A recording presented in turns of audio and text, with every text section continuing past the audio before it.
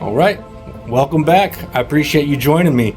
Today we're going to do some fabrication, and by the end of this video, have everything fabricated that needs to be fabricated so we can get it finished welded and off to plating or powder coating or painting or all of the above. So anyways, we're gonna finish the exhaust in this video, the fender struts, the battery box, all of that. And yeah, check it out.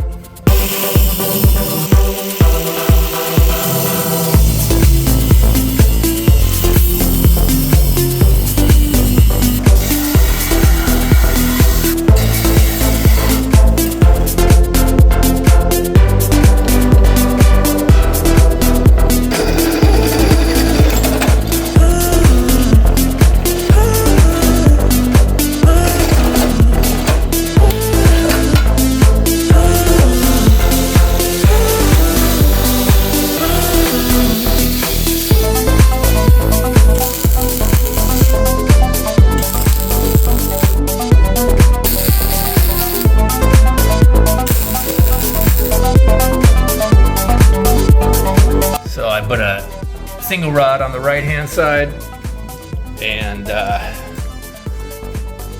double on this side. So let's move on. I think the next thing we're going to want to do is mount the battery, but let me show you where I want to put this. I think what we need to do is put it somewhere in this vicinity. This is probably like maybe 1/8 inch, something like that.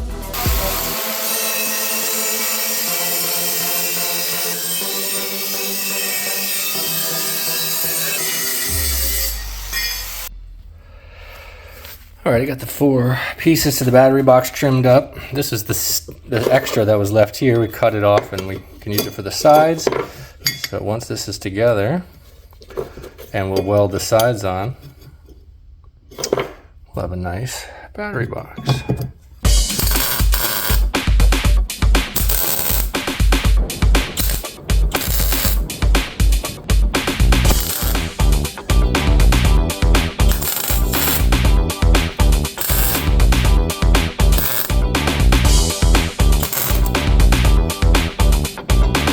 It's snug, fits perfect. Now watch this. We'll stitch up this little piece here, we'll stitch up the bottom, and same on that side, and we'll get this thing mounted.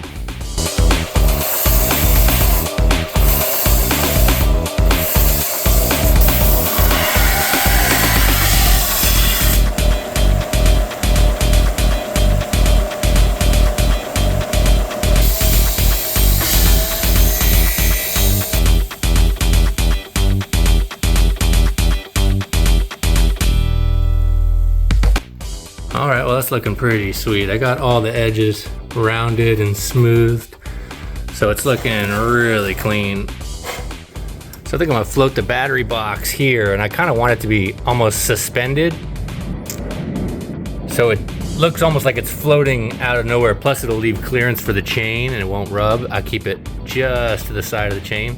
So what I'm gonna do is take those same pieces of water jet we had and create 2 floating brackets, and that way we can float it.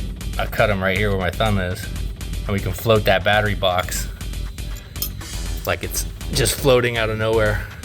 That'll be so cool.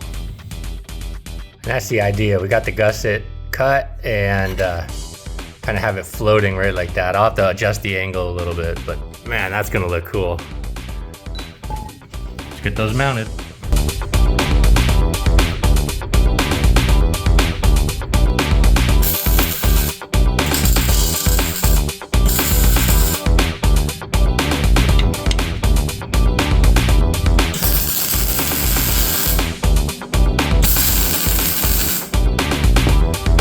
Alright, that came out really good. I'm happy with it. It's perfectly parallel.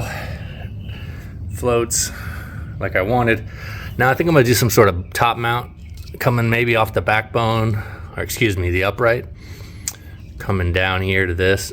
Some sort of, I mean, it's not gonna go anywhere, but just to be safe, I think we're gonna have to fabricate something that maybe taps, a removable bracket that taps onto upright and then comes down and holds the battery down from the top.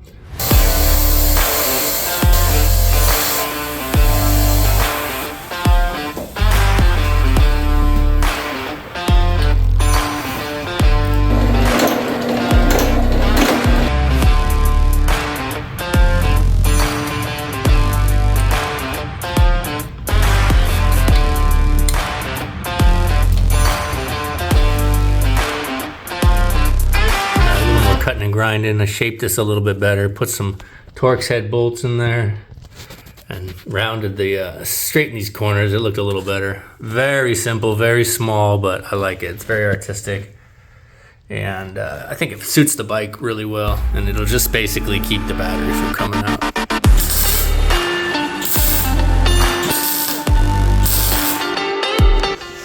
I'm gonna fabricate up a license plate mount. I had a license plate from another project, a motorcycle plate.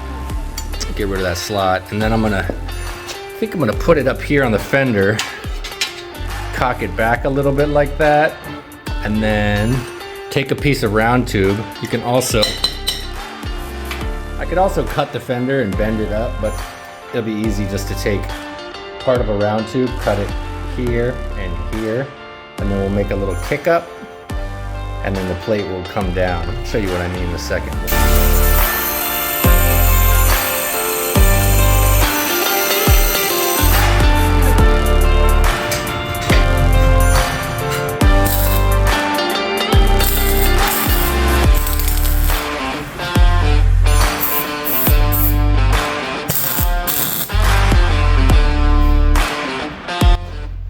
This is the idea. I have it taped in place, but I'm just gonna take a look and see if I like the bob. It's going to be a little bit more down in the back. As you can see, the weld nuts are holding it, but I'm gonna cut out the fender area below it, so it'll be open underneath the fender. So it'll look just like a fender bob coming up, keeping that flow, kicking up a little bit, and then it gives me that license plate mount that I want.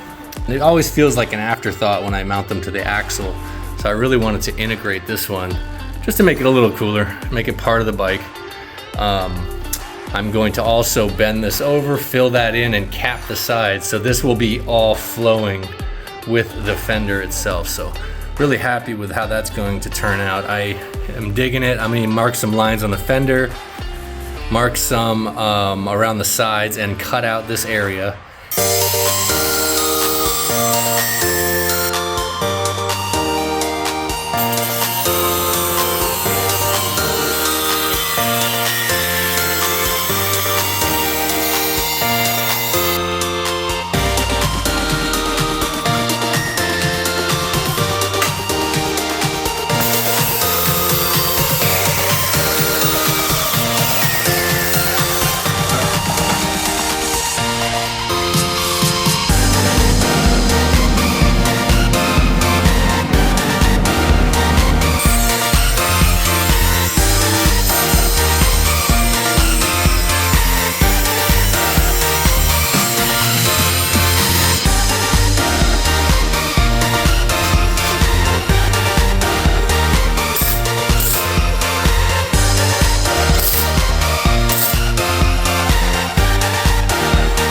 Bend that piece over and tack it in.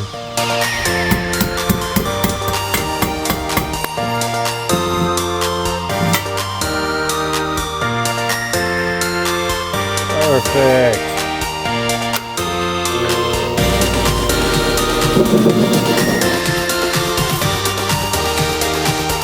I never liked the struts that much. They weren't exactly perfect, so I'm gonna make some new struts. I laid out some spacers. All my, these bungs are from TC Brothers. I made those to match. So what we want to do is take the TC Brothers bung and that spacer. So now we got kind of a bullet. And this is the idea once I mount it in. I wanted to bend the strut rod a little bit to match the curve of the flared fender. Keep thinking about this upper motor mount, and I gotta do one. I feel like there's a lot of vibration in these single cylinder engines. So what I'm gonna do is I cut 2 sleeves that I'm gonna mount up top, welded to the backbone underneath. and I'm going to make out of metal 2 motor mounts. So those will be welded and I'll have a removable motor mount.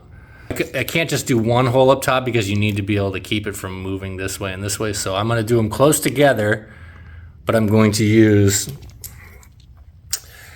sleeves that are M10. So some pretty solid sized M10 bolts will be up top, 2 up here, and then this M8 will be on the bottom, and that'll triangulate the upper motor mount. And I'll do 2 plates, 1 on both sides, and that should make that upper motor mount nice and secure, because I feel like we need it. These engines do vibrate. I've had tons of these bikes and I know how much they actually vibrate. So I'm just a little concerned if we don't brace the top motor mount that we could have troubles in the long run. So we're going to avoid that and go ahead and make a motor mount as well. We'll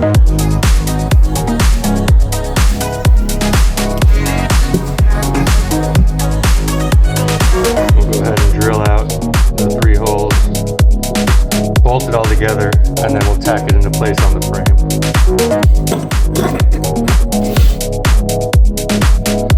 All right, I stripped all the wiring harness off and the carburetor so I had more room and get a better look at the motor mount.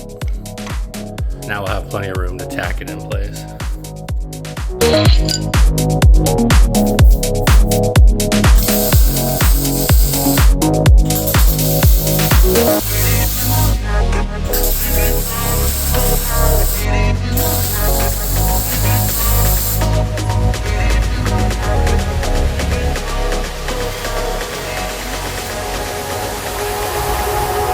If ever you're looking to put a weld nut into a frame and you don't want to buy weld nuts, or they're not the right size, like if I want to control the bore or the size hole I drill, you can just take a standard nut and spin it on the lathe and cut it down. I usually just take and put it on a bolt and then spin it on the lathe. I usually just stick it on a bolt with like a lock washer so it holds it real tight. And that way you'll have more control over the size. You can use your caliper to precisely make it whatever size you want. So in this case I did about 11 millimeters on the outside, and then I also shaved down the face in order to make it sit flush. So just something I like to do.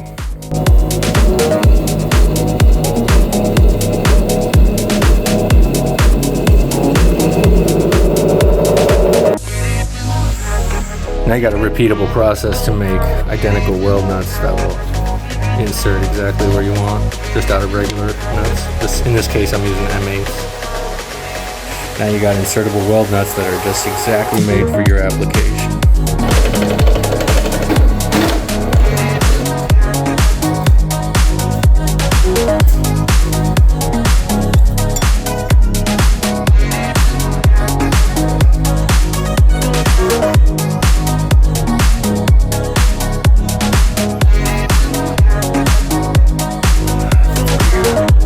To make those welds real tight. I'm gonna have to use a TIG welder on that. It's gonna be close to those bolts, but that's all right, we'll make it work.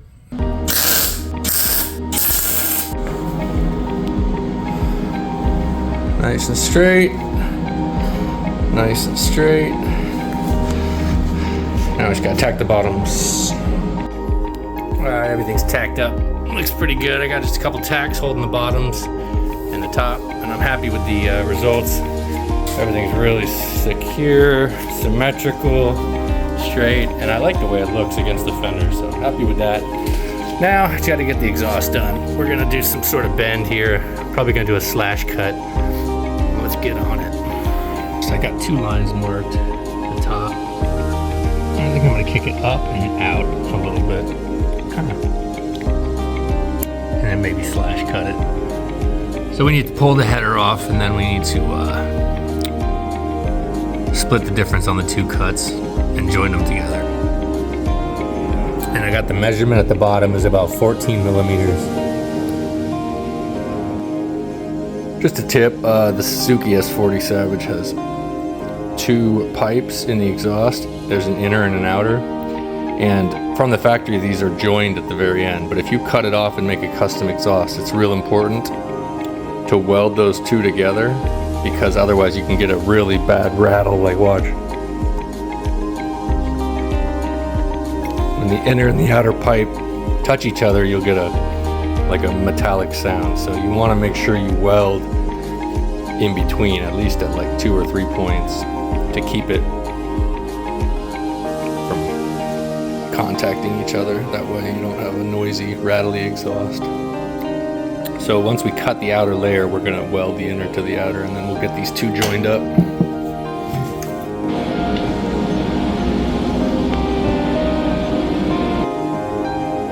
God, I cooked my hand. Look at those burns. No gloves. No glove, no love. Burned my thumb up too. That's gonna hurt tomorrow. Anyways, got that tacked into place. It looks pretty cool, and it looks low in the back, but remember, I'm gonna slash cut this thing, so it's gonna be, most of this is gonna be cut off. It's gonna be kind of out and down, so we'll back up here and take a look. Oh yeah, dude. Oh, come on, that looks sweet. That looks great. I'm not sure if we're gonna re-chrome it or maybe nickel plate it, or I might just ceramic coat it black. I don't know, we'll figure it out. But it's all gonna get belt sanded down and smoothed out, so looking good.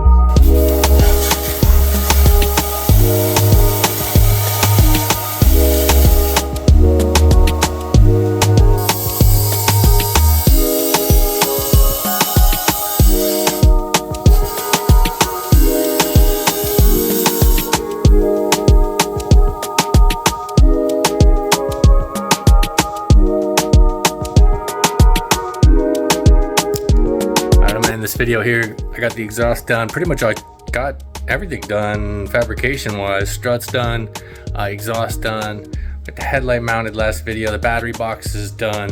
I even made this bracket I'll show you, but check out this exhaust. Nice and low. And I designed it with the slash cut so that even when we tilt the bike, it shouldn't hit the ground before the peg. So let's just test my theory. So if I tilt the bike, you got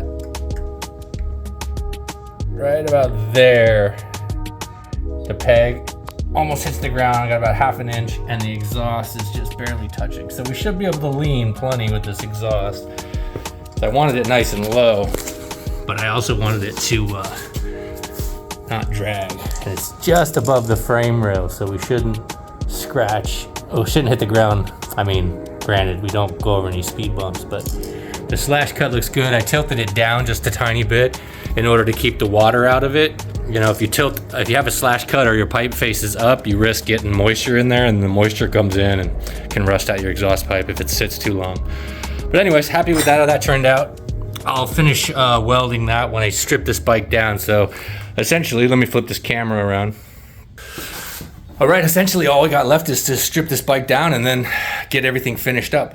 Again, I may plate the frame nickel. I may paint it. I'm not sure. I'm gonna strip this down, do all the finish welding. I may finish weld everything with the TIG off camera. It's pretty boring. But yeah, I'll get everything finished welded, and then I'll make my decision on finishes, whether we're gonna paint it or plate it or powder coat it or even Cerakote it. I have a bunch of different options. I'm gonna kind of think about that. I might do a combination of all of the above. So anyways, thanks for joining me again on this video. Happy you guys watched. If you made it this far, like, subscribe, and share, and I'll see you on the next one. Peace.